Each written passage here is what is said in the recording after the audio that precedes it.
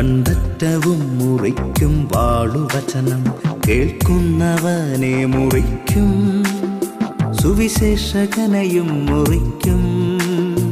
ആമേൻ, ആമേൻ.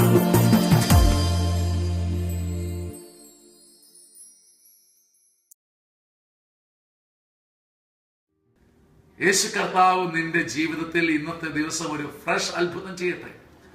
പൗലോസ് ശ്ലീഹ ഇങ്ങനെ പറയുന്നു, നിങ്ങൾ തമ്മിൽ തമ്മിൽ കാണുമ്പോൾ, പരിചയപ്പെടുമ്പോൾ, കൂടി വരുമ്പോൾ, ആശ്ലേഷിക്കുമ്പോൾ നിങ്ങളുടെ ഹൃദയത്തിലും അധരത്തിലും ഒരു സങ്കീർത്തനമോ സ്തുതിഗീതമോ എപ്പോഴും ഉണ്ടായിരിക്കട്ടെ. പ്രിയപ്പെട്ട സഹോദര, നിന്റെ ഹൃദയമാവുന്ന മദ്ദളത്തെ ദൈവത്തിന്റെ കരം മൃദുവായി നീട്ടുമ്പോഴല്ല, ശക്തമായി അടിക്കുമ്പോഴാണ് ഒരു നാദം അതിൽ നിന്ന് പുറപ്പെടുന്നത്.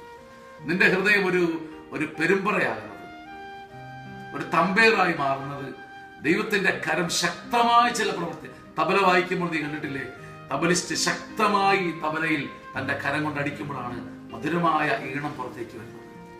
സുഭാഷിതങ്ങൾ 20-30 ശക്തമായ ചില അടികൾ ഹൃദയത്തിന്റെ ഉള്ളറകളെ പോലും ശുദ്ധീകരിക്കും. സുഭാഷിതങ്ങൾ 20-30 ശക്തമായ ചില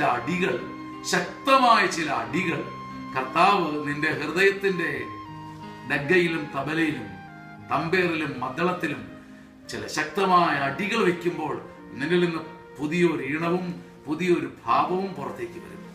കർത്താവിന്റെ ശക്തമായ ചില അടികൾ നിങ്ങളെ ശുദ്ധീകരിക്കട്ടെ, സന്തോഷിപ്പിക്കട്ടെ, സമാധാനിപ്പിക്കട്ടെ. ആമേൻ, ആമേൻ.